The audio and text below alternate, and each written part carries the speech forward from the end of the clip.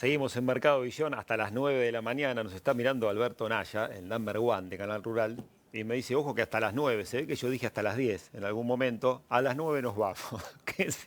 Todo tranquilo, que a las 9 bajamos persiana y nosotros nos vamos en Mercado Visión. Ahora el gran placer de recibir a Fernando Storni, el presidente de la Cámara Argentina de Fieldot. Hay datos del último informe de la Cámara que son realmente muy interesantes para charlar, para compartir y para compartir con ustedes. ¿Cómo estás, Fernando? Muy buenos días, bienvenido, gracias por acompañarnos. ¿Qué haces, Julio? Buen día, gracias por recibirme y perdón por no estar hoy en el estudio. La próxima estaré por ahí. Bueno, Fernando, primeros datos que tienen que ver con el último informe de la Cámara. Primero comentar que la Cámara releva, de acuerdo a la capacidad de encierre que tienen ustedes por todos los socios que los acompañan, unas 756.850 cabezas, ¿no? Según lo que da el último informe, que es un porcentaje muy importante, por lo menos de lo que da el SENASA en encierre, ¿no? Que habla de 1.600.000 y ustedes por las 750 es un 47%, si no me equivoco, del total, ¿no? Lo que quiere decir que es de gran representación el informe que hacen y el trabajo de la Cámara, ¿no? Correcto, es un informe de gran representación. Hoy, por suerte, también contamos con esos datos de SENASA de manera muy fluida y eso es muy importante. Los datos que aportan los socios, de hecho hay algunos socios con los cuales no contamos con la información todos los meses, así que digamos, podríamos de alguna manera si ajustáramos y pidiéramos más, de manera más incisiva la información, seguramente tendríamos algo más de datos, pero no deja de ser importante y cuando tiempos atrás nosotros hacíamos luego una correlación con lo que pasaba a nivel general de todos los engordes registrados en SENASA, encontrábamos que lo representativo del informe de la Cámara después se reflejaba de manera general en los movimientos y en la fluctuación de ingresos y egresos que veíamos después con los datos de SENASA cuando los teníamos de alguna manera después retrasada del tiempo. Hoy por suerte tenemos los datos, de hecho nosotros estamos la semana que viene comenzando nuestro informe del mes de principios de marzo y ya tenemos hoy el dato de qué pasó durante febrero con la hacienda en los corrales en cuanto a stock, ¿sí? No porcentaje de ocupación como vemos nosotros, pero en cuanto a stock total de la información de SENASA que ya está publicada. Claro. Fernando, me gustaría arrancar un poquito de atrás para adelante en el informe con datos que son realmente escalofriantes y tienen que ver con el margen bruto del feedlot, ¿no? Pérdidas de arriba de 50.000 cabezas sin tener en cuenta el costo financiero.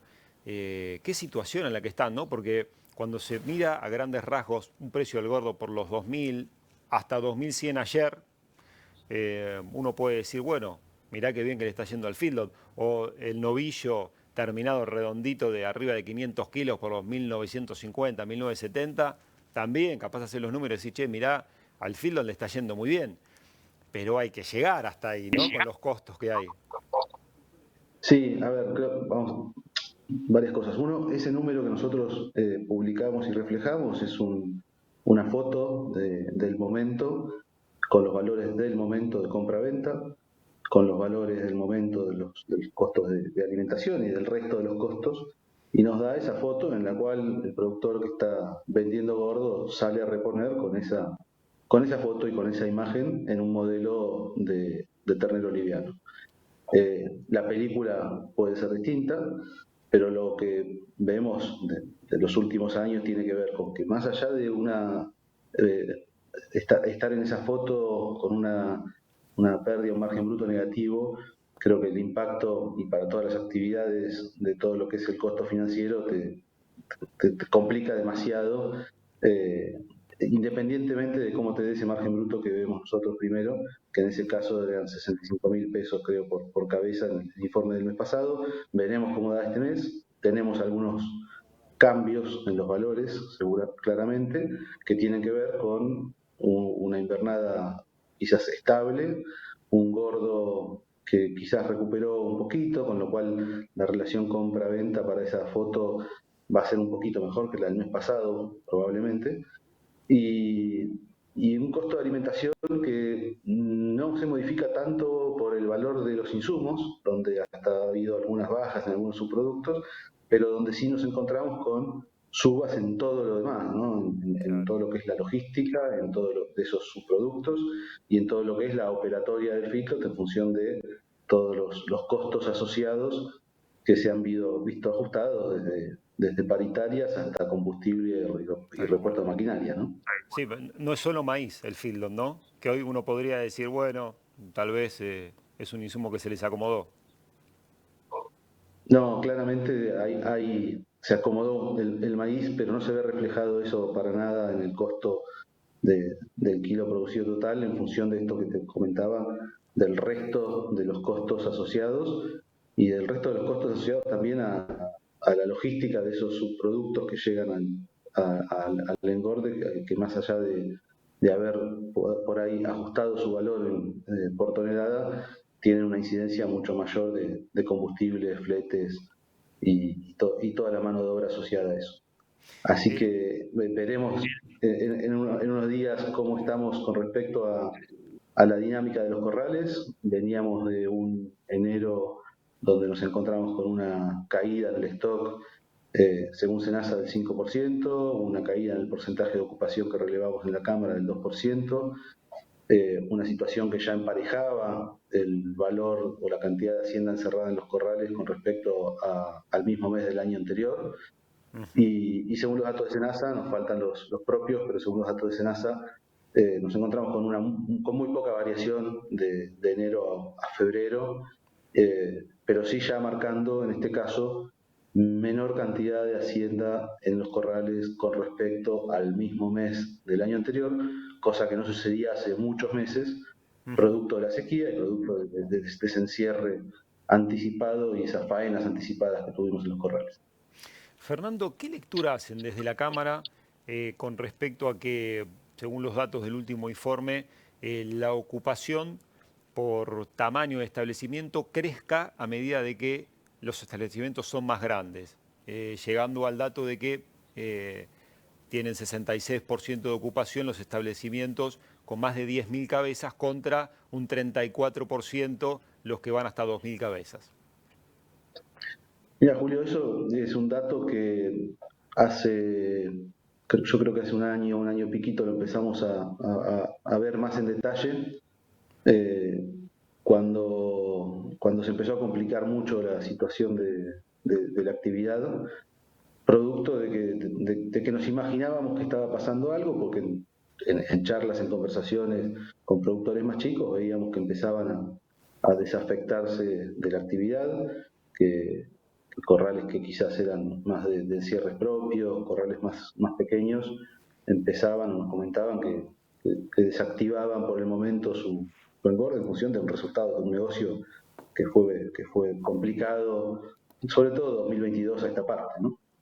Entonces empezamos a hacer ese análisis y con algunas variaciones, pero en todos los meses notamos eso y con diferencias a veces muy importantes.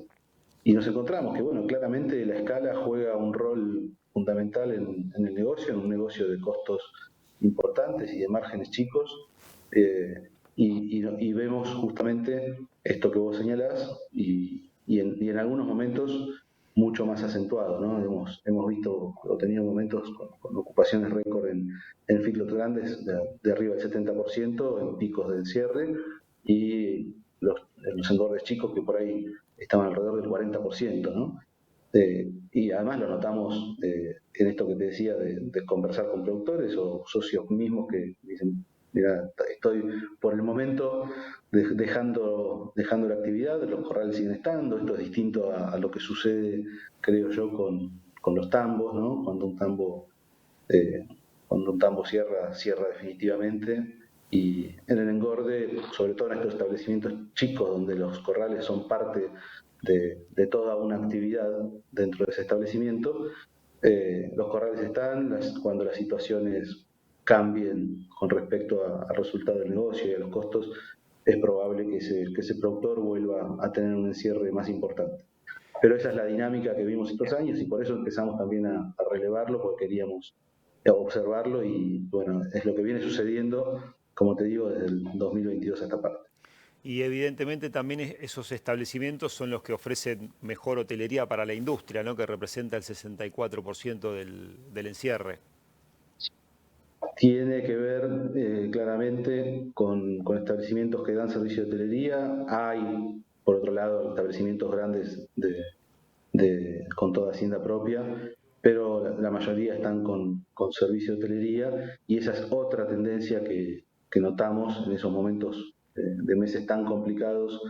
¿Te acordás 2022, donde el precio de la hacienda se quedó planchado y en términos nominales cayó? O sea, era un momento muy complicado, muchas empresas tratando de mantener una cantidad de hacienda encerrada comenzaron también a dar servicio de hotelería que no lo daban, ¿no? Productores que se volcaron a dar servicio de hotelería en función de tratar de recomponer o de sostener la actividad con costos y resultados complejos.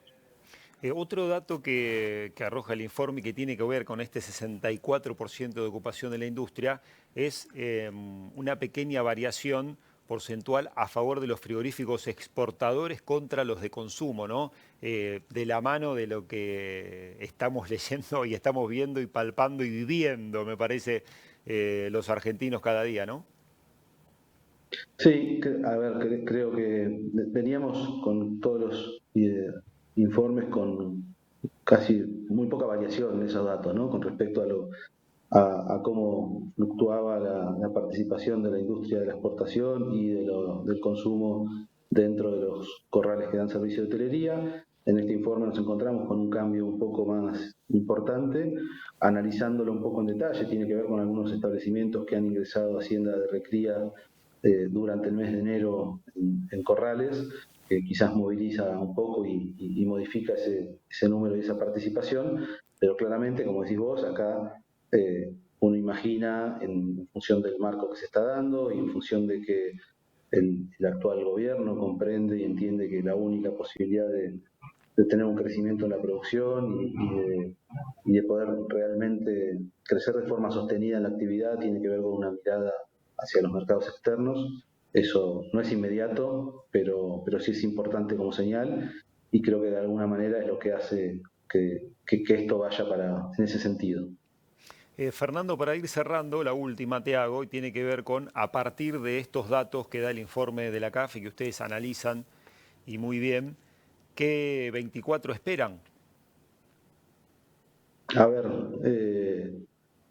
creo que no sé si hablaba con vos hace unos días y hablábamos de que se estaba, creo que buscando todavía un nuevo equilibrio, ¿no? Después de todos los movimientos importantes que tuvimos a fin de año, creo que todo está buscando un nuevo equilibrio en cuanto a los precios.